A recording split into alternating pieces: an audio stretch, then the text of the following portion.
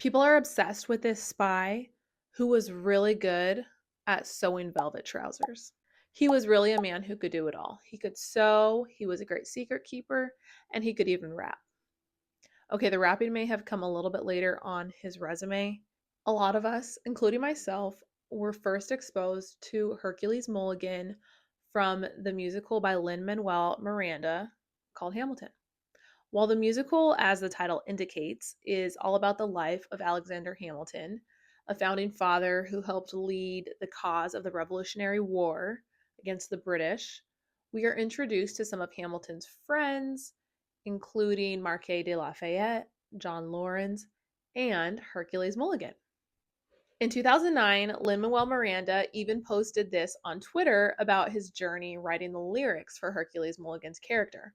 He said, Lin-Manuel Miranda is pretending he's writing verses for Busta Rhymes to spit. The resulting lyrics speak for themselves. Straight fire. Now, if you don't know who Busta Rhymes is, he is known for his hardcore and incredibly quick rapping style. And I have to agree with Lin-Manuel Miranda here.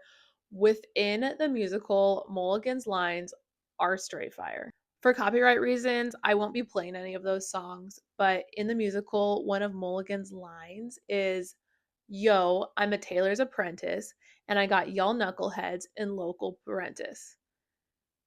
I'm joining the rebellion because I know it's my chance to socially advance. Instead of sewing some pants, I'm going to take a shot. So from this line, we hear that he sews pants.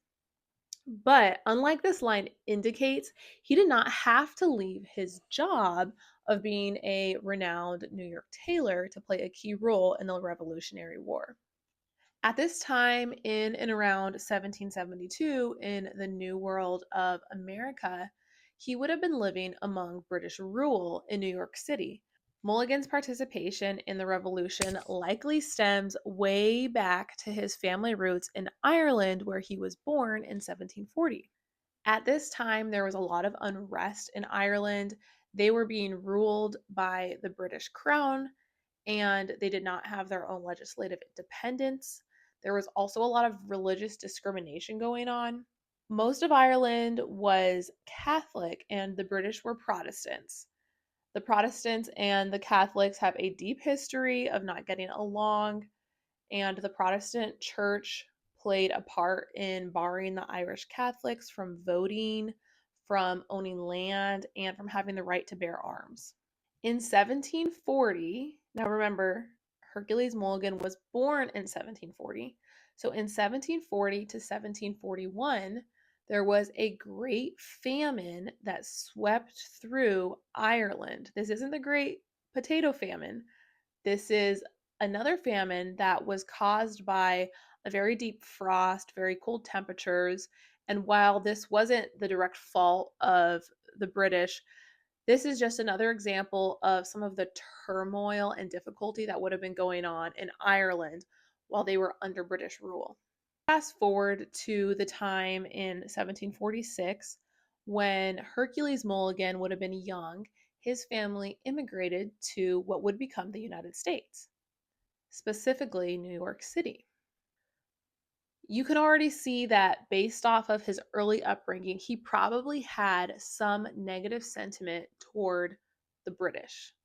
Fast forward to his life as an adult, he attends school, graduates from King's College, which is now known as Columbia University, and Hercules opened up his own haberdashery. My lifelong dream is to open my own haberdashery. What is a haberdashery? Unfortunately, there is not a lot of documentation about where he learned to sew. Not that I was able to find anyways, which is really what I was hoping to learn because that is what drew me into his story. But it does seem like he was very good at it. At one point, it's recorded that George Washington's account charges in less than 1 year were equal to 228 pounds, 4 shillings, and 6.5 pence.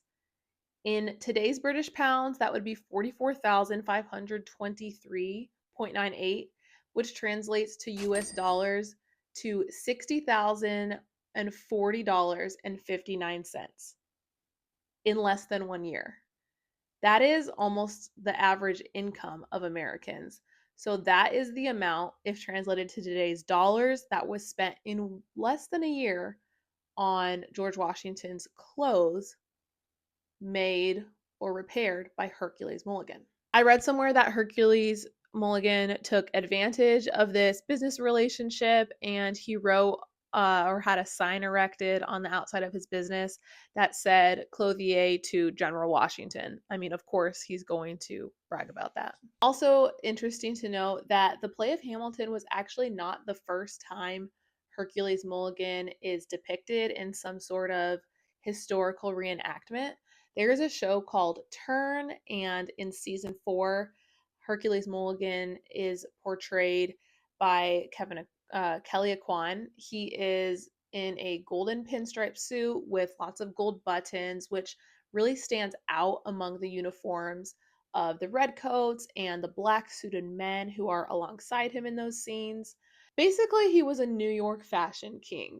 A quick search of high fashion in the 1780s, 70s, 1770s shows these pictures, which gives an idea of what Hercules Mulligan may have been working on. He was clearly very talented if he had so many people of high esteem coming to his haberdashery. It appears that a mutual friend introduced Hamilton, Alexander Hamilton, and Hercules Mulligan's older brother. And when Hamilton came to America at 18 years old from the West Indies, he ended up living with Hercules Mulligan. Let's watch this Hamilton scene where we first see Mulligan with speaking lines. In this part, he's saying, "Brat, brat, I am Hercules Mulligan, uppin' it, lovin' it. Yes, I heard your mother say, come again. Ay, lock up your daughters and horses. Of course, it's hard to have over 4 sets of corsets." I was really expecting to find some like deep, salacious stuff based off of these lines. That is not really what I found. It looks like Mulligan was actually married to an Elizabeth Sanders in 1773, which was just 1 year after Hamilton's arrival in New York City. She was actually the niece of Admiral Charles Sanders, who was part of the British Royal Navy. So there we have a connection now between some of the British Navy and Mulligan himself. I didn't find anything saying that Mulligan had any sort of extramarital affairs like we know about his friends Aaron Burr and Alexander Hamilton. Those affairs are well documented in history as well as in the Hamilton play itself. So I'm not going to speculate that that is something that he took place in. Perhaps the best line about Hercules Mulligan in the play, in the musical, is delivered by Hamilton himself when he says, talking about a battle plan, he says, "How did we know this plan would work? We had a spy on the inside. That's right, Hercules Mulligan." Hercules himself, who is portrayed in the Broadway musical that can be found on Disney Plus by Okiorete Onawadowan, then says, "A tailor spying on the British government, I take their measurements, information, and then I smuggle it up to my brother's revolutionary covenant. I'm running with the Sons of Liberty, and I'm loving it. See, that's what happens when you're up against the ruffians. We in this now, somebody's gotta shovel it. Hercules Mulligan, I need no introduction. When you knock me down, I get back up again." Now, this is just my own kind of conjecture and guessing here, but I kind of picture him taking measurements of someone in the British Navy, someone who's high up. They're dropping off their coat. Perhaps he went through their pockets looking for information. I find it interesting that his shop was frequented by both George Washington and so many of the British officers. Not once, but twice, he saved America's first president, George Washington. In one instance, late at night, a British officer came to his haberdashery with an urgent need to get a watch coat fixed or repaired or made. And he, in conversation, he told Hercules Mulligan that the next day they were going to capture this rebel, that rebel being George Washington. After this officer left, Hercules Mulligan then communicated this information to the right people, and George Washington changed his route for the next day, and his life was saved. A second time, there was a plan to take George Washington's life, and Hercules Mulligan's brother, who worked in the shipping industry, found out this information, conveyed it to Hercules Mulligan, and then Hercules Mulligan got that information to the right people in George Washington's circle, and he saved his life a second time. Now, Hercules Mulligan did not do this all on his own. He did have a slave named Cato. Cato would have likely been one of the people who was even more hands-on and physically entering, past the barriers of the British Army to do things like deliveries for their tailored suits, a new pair of trousers, a fixed coat. So Cato should not be and cannot be forgotten in all of this, because he would have been the right hand man, if not collecting some of the secrets himself. At one point, he was even beaten after after the haberdashery was being watched, and some of the British officers became suspicious because they saw Cato was leaving and coming back so frequently. They beat him, but he did not give up any secrets. Later on, after the war in 1778, Cato was actually freed from slavery because of his contributions to the war effort. Another way that they would have played a big part in the war is that oftentimes when British officers were coming and having orders for their clothing, they would tell Cato and Hercules Mulligan when they needed these items to be done by, and that information often indicated to them and to their allies maybe the dates of when the next battle movement was going to take place. If they needed it on June 1st, they might say, oh, perhaps on June 2nd, something big is happening. At one point in all of this, Mulligan and his wife and their son, who was 2 years old at the time, were actually detained. At another time, Mulligan was detained, and he even was tried for some treason against the British Army, and the key witness against him was actually Benedict Arnold, who maybe you have heard that name. He was an American military officer who ended up turning British spy, and he is very well known for being probably the most renowned, or one of the most renowned defectors from America. When the war ended and the British started to leave New York on a day known as Evacuation Day, and George Washington and his men came back into New York City, it is said that the very next day, George Washington actually took breakfast with Hercules Mulligan, which would have been the highest compliment. Mulligan, alongside Alexander Hamilton and some other men, later founded the New York Manumission Society, which was a group that was abolitionists. Hercules Mulligan died after retiring in 1825. He had 8 children at the time of his death, and he was 84 years old. One other quick note, when you Google Hercules Mulligan, this picture comes up quite a bit. This is actually Charles Carroll. This guy was around at the time, but he actually signed the Declaration of Independence.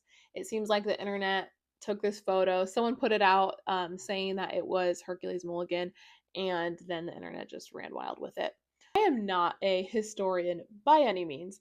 I just happen to love to sew, and when I heard this line as I was listening to Hamilton about sewing pants, I knew that I had to explore it, and here we are making this video all about Hercules Mulligan.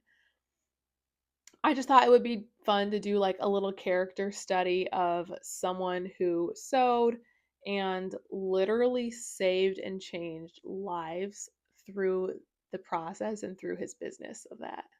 I have some more sewing and crafting lore story ideas, So if that interests you, or if you liked this video, I would really appreciate it if you would give me a thumbs up, and definitely subscribe for more of this. If you have any ideas, or if you know of other people who have played a part in history because of their sewing, I would love to look a little more into that and do more videos like this, because this was so much fun.